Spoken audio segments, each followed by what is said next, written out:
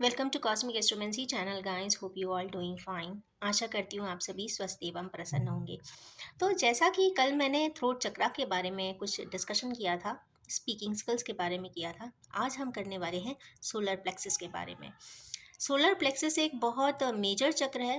As per our Indian mythology and scriptures, ये हमारी body के ऐसे ऐसे एनर्जी शेल हैं या डिस्क हैं जो ऑटोमेटिकली रोटेट करते हैं।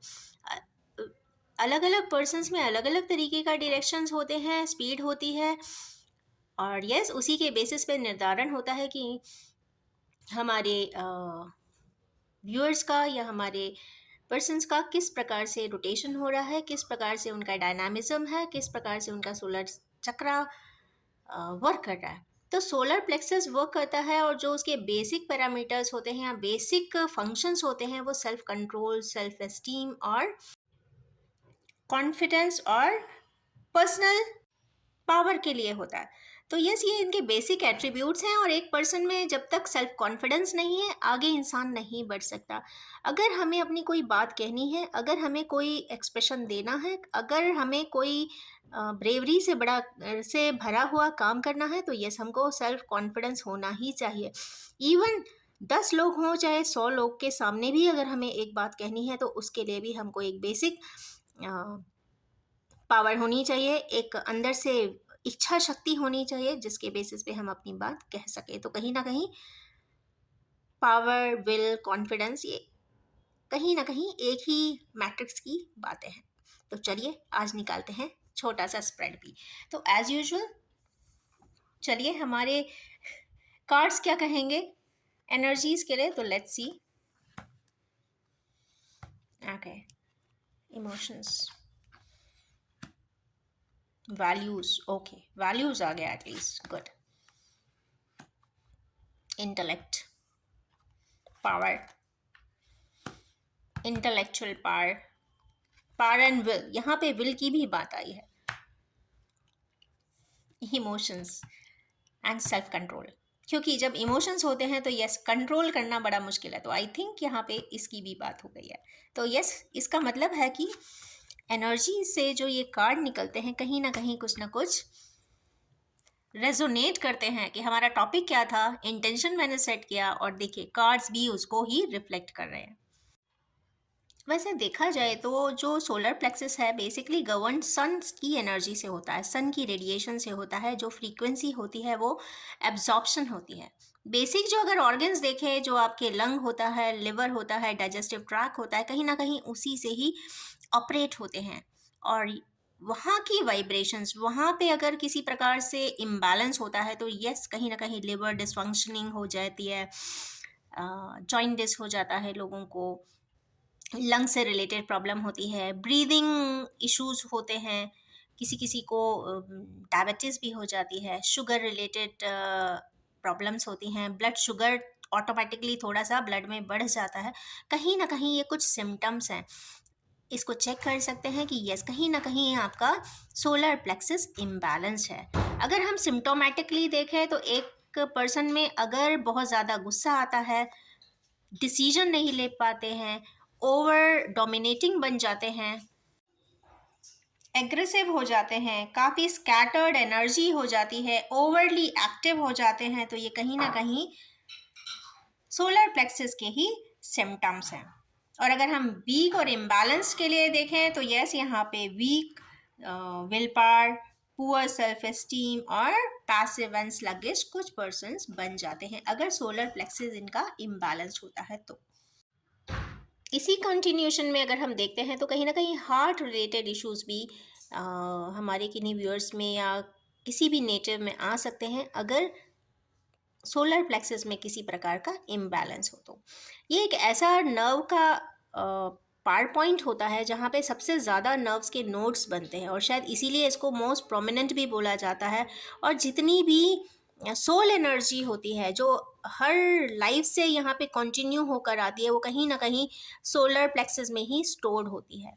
इसीलिए कुछ पर्सन्स में वो एग्रेशन बचपन से ही देखा जाता है। कुछ बच्चों को देखा जाता है कि ओवरली एक्टिव हैं, स्कैटर्ड एनर्जी है, डाइवर्जेंट ब्रेन्स हैं, और कहीं ना कहीं ये सारी इगोइस्टिक हो जाते हैं, एडमेंट हो जाते हैं, सेल्फ सेंट्रिक भी हो जाते हैं कई बार इन्हीं कुछ सिम्टम्स के वजह से। तो कहीं ना कहीं ये जो एनर्जी है, जो कहते हैं ना कैरी फॉरवर्ड होकर इस लाइफ में आई है, वो कहीं ना कहीं स्टोर्ड सोलर प्लेक्सस में ही होती है। तो ये कहीं ना कहीं एक पावर सेंटर है, इसको बैलेंस करने की ज़रूरत होती है। इससे कहीं ना कहीं कॉन्फिडेंस आता है और आपकी इच्छा शक्ति भी काफ़ी मजबूत होती है। तो इच्छा शक्ति और कॉन्फिडेंस के लिए हमको इसको बैलेंस करना चाहिए, इसकी एनर्जीज को रिस्टोर करना चाहिए।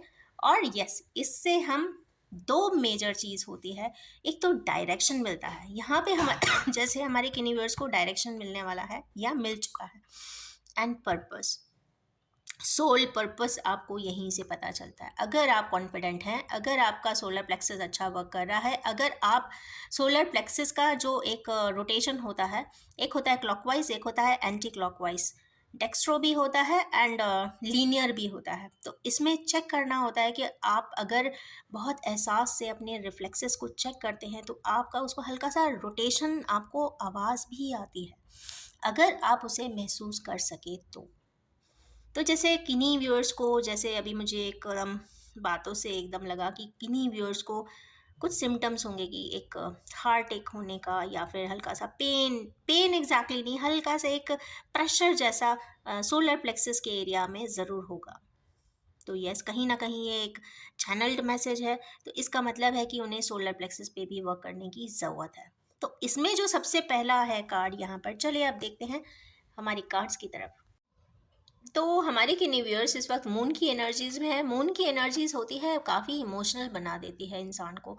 जब इमोशंस ओवरली फ्लो होते हैं, क्योंकि इसमें कहीं ना कहीं एक ऑर्गन हार्ट भी होता है सोलर प्लेक्सस से अटैच एंड एसोसिएटेड फंक्शंस के लिए।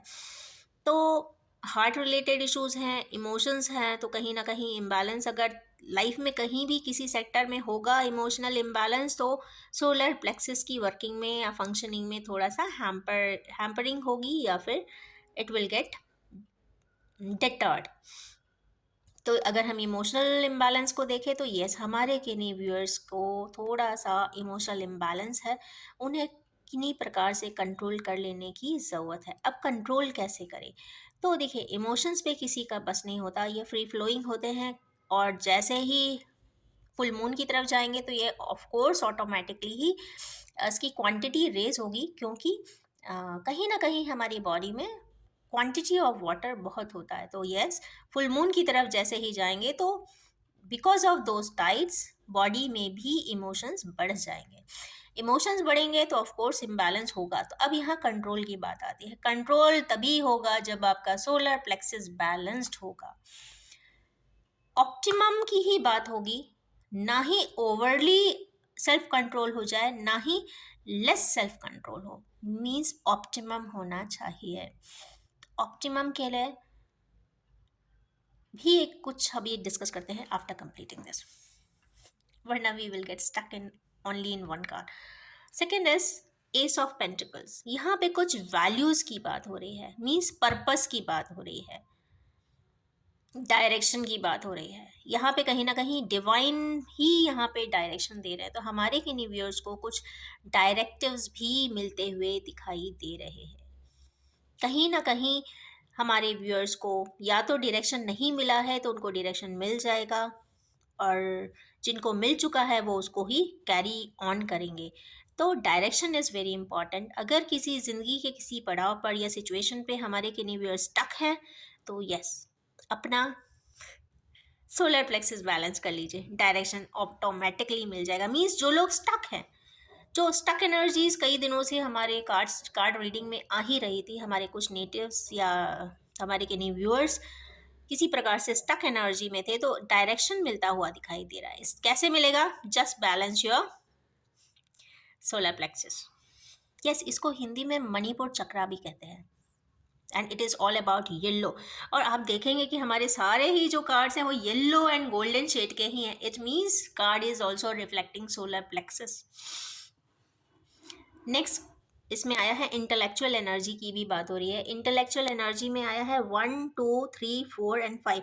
5 की एनर्जी जब भी आती है तो ये मीन्स यहाँ पर चेंजेस की बात है। तो हमारे किन्हीं व्यूअर्स की जो स्टेटस सोलर प्लेक्सस का जैसा था वो चेंज होता हुआ दिख रहा है। अगर इम्बैलेंस्ड था तो वो बैलेंस की तरफ जाएगा, अगर ओवर एक्टिव था वो ऑप्टिमम रेंज में आएगा। तो कहीं ना कहीं जो भी एनर्जी का इम्बैलेंस है वो ज़रूर शिफ्ट होगा, दैट इज़ फॉर श्योर।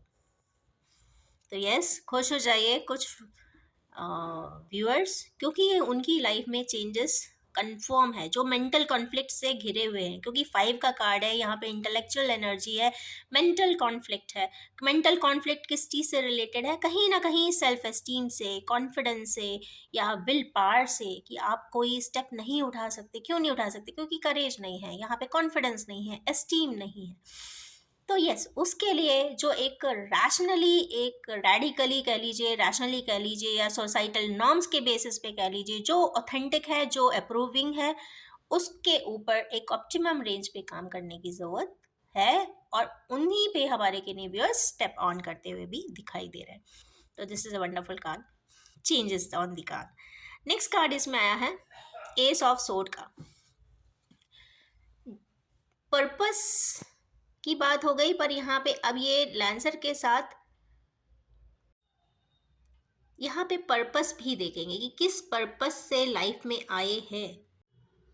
तो यस, ये पर्पस का कार्ड है कि क्यों हमारे व्यूअर्स या नेचर या पर्सन्स इस दुनिया में आए हैं, क्या नया करने के लिए आए हैं, क्या उनकी स्टोर्ड, ये एक स्टोर हाउस भी है जो कैरी फॉरवर्ड करके मैसेजेस हम एक मेमोरी कार्ड के फॉर्म में लाए हैं, या एक मेमोरी कार्ड है इसमें, जो मेमोरी कार्ड में क्या क्या डेटा है, तो उस डेटा को एनालाइज कर सकते हैं। अब ऐसे तो कोई कंप्यूटर नहीं होता जो अंदर को, आप कहते हैं ना, चिप को ओपन कर सके, बट आप ये कर सकते हैं कि मेडिटेशन में जाकर, या फिर अपनी सोलर प्लेक्सस को एक्टिवेट करके, उसकी रिफ्लेक्स एनर्जीज को सरफेस पे लाकर, आप सराउंड की इंफॉर्मेशन को कलेक्ट, रिट्रीव करके आप उससे निकाल सकते हैं कि आपका पर्पस क्या है।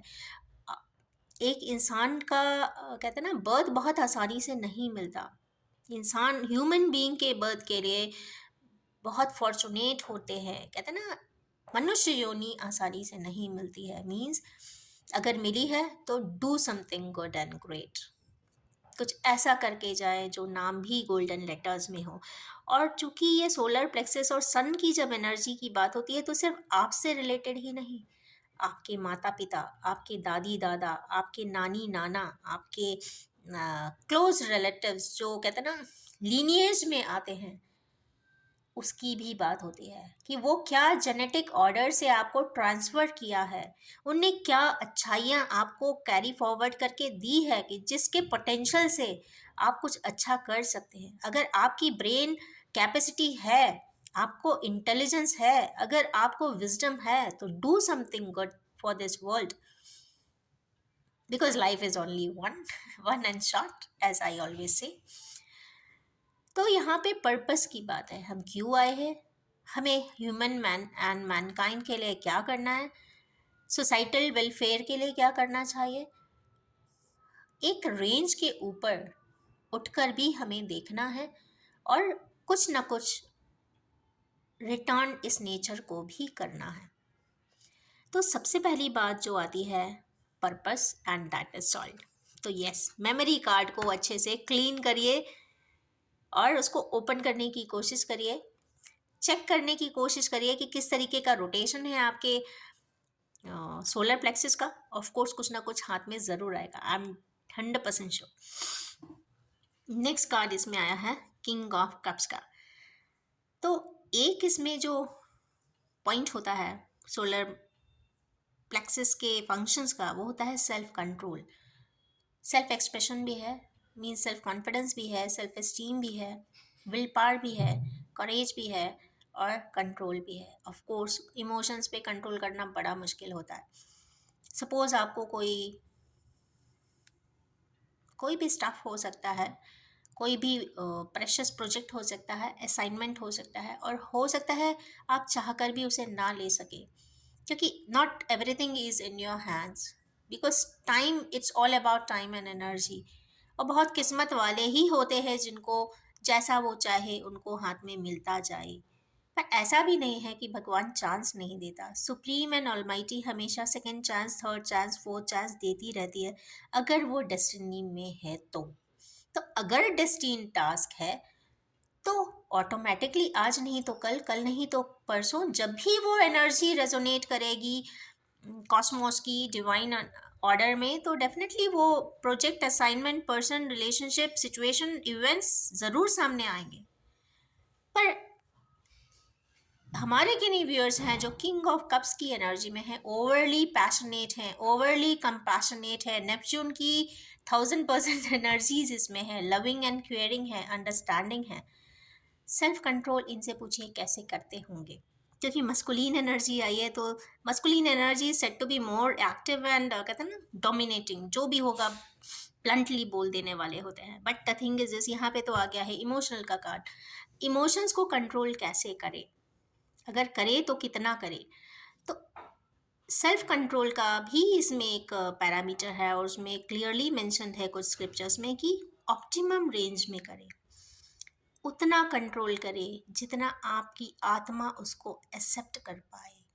कई बार ऐसा होता है कि आप ओवर कंट्रोल करते हैं, कुछ रैश डिसीजंस हो सकते हैं, कुछ सोसाइटल प्रेशर्स हो सकता है फैमिली प्रेशर्स भी हो, फ्रेंडली प्रेशर्स भी हो सकते हैं, लीगल प्रेशर्स भी हो सकते हैं, कोई भी नॉर्म्स एंड नॉमेनक्लेचर हो सकता है, means you have to abide by that. But एक रेंज के बाद जब कोई भी चीज़ जाती है, कंट्रोल करना पड़ता है, तो एक समय पे खुद का ही मन कहने लग जाता है कि नहीं, इससे ज़्यादा नहीं कर पाएंगे। मीन्स वो आपकी सोल की लिमिट है, उस लिमिट से ज़्यादा कंट्रोल करना बड़ा मुश्किल होता है। तो सॉर्ट द कॉम्प्लेक्स आउट, उसमें बस एक ही सॉल्यूशन हो सकता है, और उसके लिए आप काउंसिल कर सकते हैं, कंसल्टेशन ले सकते हैं, लोगों से मिल सकते हैं, अपने एडवाइज़र से पूछ सकते हैं। एडवाइज़र मीन्स जो आपको रेजोनेट करता हो, ज़रूरी नहीं है कि प्रोफेशनल एडवाइज़र्स हायर किए जाए। एक ऐसे एडवाइज़र्स, हो सकता है वो एडवाइज़र आपकी मदर ही हो सकता है वो एडवाइज़र आपके फादर ही हो सकता है वो एडवाइज़र आपकी बिलवेड ही हो सकता है वो आपका एडवाइज़र आपकी वाइफ ही हो। इट डिपेंड्स कि आप कैसा एडवाइज़र आपके पेरीफेरी में है। ये आपकी किस्मत पे या डेस्टिनी पे डिपेंड करता है, कितने लकी हैं उस पे डिपेंड करता है कि कितने अच्छे लोग आपके आसपास हैं। और ओवरली कंट्रोल मीन्स कंट्रोल के बियॉन्ड की रेंज है कि हम कहते हैं ना एक रेंज के ऊपर ही जाके काम करेंगे, तो ऐसा भी नहीं होता है, because we are human beings, we are well defined in terms of logical balancing करते हुए, इमोशनल बैलेंसिंग करते हुए, ओवर एक कंट्रोल के दायरे के ऊपर की चीज़ पे we should never put things on.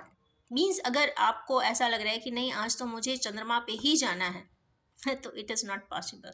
तो जो ओवरली हेड्स होते हैं उनके ऊपर ये कंट्रोल वाला पैरामीटर चलता ही नहीं है।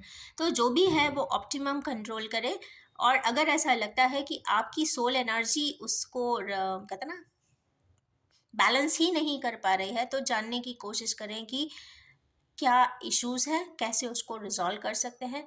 क्योंकि ये वाला एक मैट्रिक्स में ज़रूर होता है कि इमोशंस एंड कंट्रोल बहुत डिफ़िकल्ट होता है कई सिचुएशंस में। तो चूंकि ये किंग ऑफ कप्स का कार्ड है, तो यस, यहाँ पे सेल्फ कंट्रोल करना काफ़ी ही मुश्किल दिखाई देता है। बट एक बहुत अच्छी बात है कि बाद में सेकेंड कार्ड इसमें मैजिशियन आया, यहाँ पे पर्पस आ गया कि क्यों ऐसा हुआ है। हो सकता है ये गाइडवे इनके लिए हो, या ये गाइडवे इनके लिए भी हो सकता है। किंग ऑफ कप्स के लिए एक पर्पस आया है, purpose to do something good for the development of mankind. कोई एक नया ऐसा चीज़ करे, एक ऐसा सेल्फ डेवलपमेंट करे, एक ऐसी जो मेमोरी अगर आप अपनी लाइफ में कैरी फॉरवर्ड करके या फिर जेनेटिक ऑर्डर में लेकर आए हैं, आपकी फैमिली लीनिएज में जो बताया गया है, कुछ नया और अच्छा कर दिखाने के लिए, तो ज़रूर करें। तो इस तरीके के जो जब कार्ड आते हैं स्पेशली सोलर प्लेक्सस की रीडिंग में, तो कहीं ना कहीं ये काफ़ी प्रॉमिसिंग है। तो इसमें एक चीज़ ज़रूर दिखाई दे रही है कि ये एनर्जीज जो इतनी भी है येलो शेडेड की आ रही हैं, तो एबंडेंस ज़रूर है, एबंडेंस है। सन की एनर्जी है, मीन्स कई जन्मों तक ये चीज़ें चलती रहने वाली है, और कॉन्टिन्यूटी ऑफ सोल भी दिखाई दे रही है along with the survival। अब बात आती है कि किस मैट्रिक्स पे नहीं वर्क करता है, तो यहाँ पे कोई भी ऐसा मैट्रिक्स है कि ऐसे पर्सन सॉल्व नहीं कर सकते। मीन्स जो पर्सन या जिन नेटिव्स की या जो व्यूअर्स हैं हमारे, उनके पास ये कैपेसिटी है, if they want they can do, if they don't want they can't. तो ये डिपेंड करता है उनकी अपनी मेंटल अप्रोचेस पे, थॉट प्रोसेस पे और प्लान पे। यहाँ डिसीजन नहीं बोलूँगी मैं, प्लान वर्ड बोलूँगी। नेक्स्ट लास्ट कार्ड इसमें आया है मैजिशियन का। तो ऑफ कोर्स यहाँ पे मैजिशियन एक इन्फिनिटी का साइन भी है, और साथ में मरकरी को भी यहाँ पे डिनोट करता है। तो कहीं ना कहीं मास्किंग दिखाई देती है, हमारे किन्हीं व्यूअर्स मास्क करते हुए दिखाई दे रहे हैं, या फिर ये भी हो सकता है कि सेल्फ कंट्रोल करने का, या फिर बहुत करेजियस सामने वाले को दिखाने का, चेहरे पे वो अथॉरिटी दिखा देने का कि भाई मैं इमोशनल नहीं हूँ, मैं बहुत कॉन्फिडेंट एंड बहुत कंट्रोल्ड इंसान हूँ। तो ये भी एक चीज़ हो सकती है। ओवरली एग्रेसिव हो सकते हैं, स्कैटर्ड एनर्जी हो सकता है पर्सोना डिफरेंट हो, अंदर कोई और बात हो। तो यहाँ पे एक्सटर्नल एंड इंटरनल की भी बात होगी। तो यस, यहाँ पे किन्हीं प्रकार के किन्हीं व्यूअर्स हैं जो ऊपर से कुछ और दिखते हैं, अंदर से कुछ और है, ये भी यहाँ पे क्लियरली दिखाई देता है, लाइक ए कोकोनट। ओके, तो ये है आज की सोलर प्लेक्सस से रिलेटेड रीडिंग, एक छोटा सा स्प्रेड। तो हमारे किन्हीं व्यूअर्स को यहाँ पे मस्कुलिन एनर्जी आई है। इसका मतलब मुझे ऐसा लगता है कि उनको अपने ज़्यादातर बस एक ही कार्ड है मून का, तो फेमिनाइन एनर्जी बहुत लेस है, बट बाकी यहाँ पे मस्कुलिन एनर्जीज की बात हो रही है। तो हमारे किन्हीं किन्हीं मस्कुलिन एनर्जी रिलेटेड पर्सनस को अपने सोलर प्लेक्सस पे वर्क करने की ज़रूरत है। ओवरली कंट्रोल वर्ड पता नहीं क्यों मुझे बार बार आया है, तो कंट्रोलिंग इफ़ेक्ट्स को देख लीजिए, अपने सिनारियोज के हिसाब से बैलेंस कर लें, और जो भी है कॉन्फिडेंस है, विल पावर है, वाइटैलिटी है, डायरेक्शन है, पर्पस है, इसको एक बार रीचेक करने की ज़रूरत दिखाई देती है। अगर इसको हम देखते हैं कि इसमें एक शैडो साइड भी होता है, कि शैडो साइड क्या है, तो यस, यहाँ पे शेम एक शैडो साइड ज़रूर होता है। ऐसे लोग बहुत कोशिश करते हैं कि भाई कभी किसी प्रकार से शेमफुल एक्ट ना हो, या फिर ब्लेम्स ना आए, ब्लेम से काफ़ी डरते हैं, या नहीं लेना चाहते किसी भी प्रकार से ब्लेम। बट मुझे ऐसा लगता है कि यहाँ सन की अथॉरिटीज़ आ जाने से, कहीं ना कहीं सन की एनर्जीज आ जाने से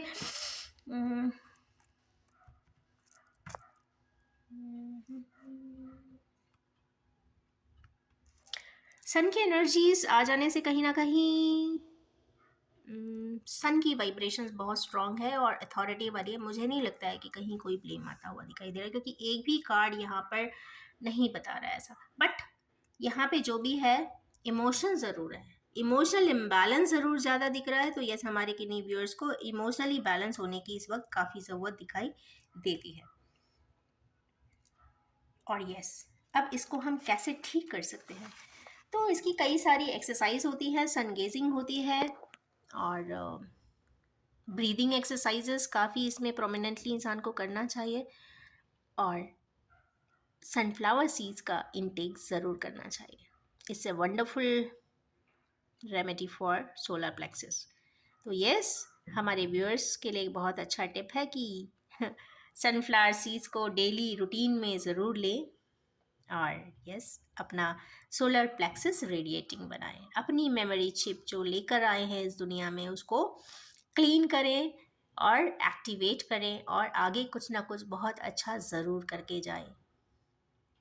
मीन्स अपना नाम गोल्डन लेटर में ही लिख कर जाए, क्योंकि आज गोल्डन एनर्जी है और येलो एनर्जी है। क्योंकि जो सन की एनर्जी होती है वो काफ़ी रेडिएटिंग होती है, येलो एंड गोल्डन को ही रिफ्लेक्ट करती है। इसमें एक फिनेटिक सिंबल भी होता है, राम। आप चाहे तो इसको चैंट भी कर सकते हैं। चैंट करना या फिर एफर्मेशंस को, पॉजिटिव एफर्मेशंस को कंटिन्यूसली रिपीट करना, तो हमारे इंडियन माइथोलॉजी में उसको चैंटिंग ही बोलेंगे। तो यस, आप राम वर्ड का चैंट कर सकते हैं। अगर हम अपनी टेक्सचर्स को भी देखते हैं तो वहाँ भी भगवान राम का मंत्र बहुत, या राम धुन बहुत लोग सुनते हैं, सीता राम कहते हैं। तो यस, यहाँ पे राम की एनर्जी, रम की एनर्जी, रंग की एनर्जी होती है। और यस, आप चाहे तो इसको स्पीड में भी बोल सकते हैं टू एक्टिवेट इट, और स्लो भी बोल सकते हैं, but it all depends upon your body mechanism, body indicators, और ये किसी अच्छे इंस्ट्रक्टर के गाइडेंस में ही करें। बट नॉर्मली अगर बोलना चाहते हैं तो जो ब्रीदिंग की काउंट के हिसाब से ही इसको बोला जाता है। तो यस, राम राम ज़रूर करें। रम रम रम रम मीन्स कहीं ना कहीं राम की फिनेटिक सिंबल यहाँ पे एक्टिवेट करती है आपकी सोलर प्लेक्सस को। तो यस, ये रही रेमेडियल पार्ट, और मैं अपनी इस रीडिंग को इस रेडिएशन के साथ ही एंड करना चाहूँगी, और ये भी बताना चाहूँगी कि ये general collective timeless and collective reading है। जब भी आपके सामने आएगी कुछ ना कुछ रेजोनेट ज़रूर करेगी। जितना भी रेजोनेट हो, कृपया आप उसे उतना ही एक्सेप्ट करें। Wish you all have a very prosperous and radiating solar plexus. Thank you.